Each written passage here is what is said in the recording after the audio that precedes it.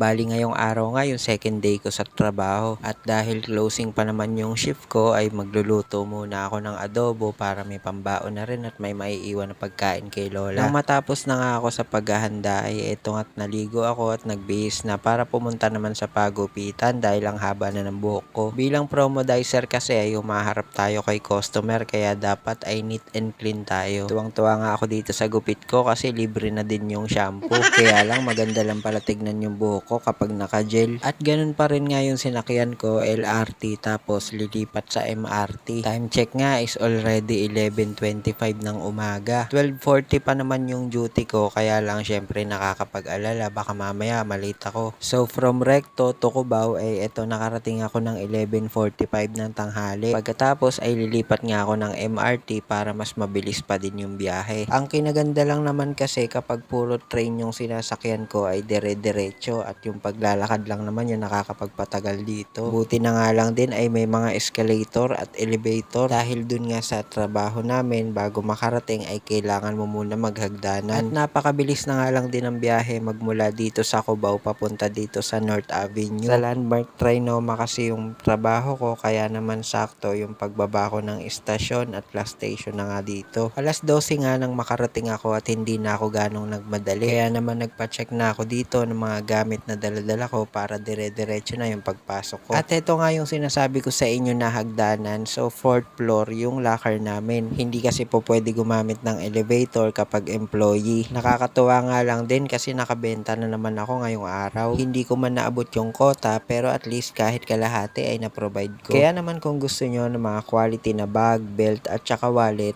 ay bisitahin nyo na kami sa Landmark Trinoma. Bali pagpasok nyo nga ng Ayala Malls ay kakanan lang kayo hanggang sa makita nyo yung Landmark na logo. At sa men's section nandun nga yung aming product. So dahil nga maaga pa ay pumunta na muna ako sa kantin para kumain ng hopya. Hindi pa rin kasi ako nagtatanghalian dito. At nakita ko na nga din yung mga katrabaho ko sila Ate Ira at Ate Yan. Pagkatapos nga natin kumain ay syempre ito unahin natin yung personal hygiene. Importante nga kasi to lalo na maharap tayo kay customer. Dito ko nga lang na-experience na magsipilyo kasi sa totoong buhay ay hindi naman. Fast forward na nga, lunch break na nga namin. Bawal kasi ang cellphone sa selling area kaya naman hindi ko napapakita sa inyo kung paano yung ginagawa ko sa trabaho. Pero sure ako na marami sa inyo yung aware na dito sa pagpo-promodizer. Kasi pag nag-iikot-ikot tayo sa loob ng mga mall tapos merong sumusunod sa atin, yun nga yung ginagawa namin. Dati nga ay ginagawa ko din yung mag-window shopping.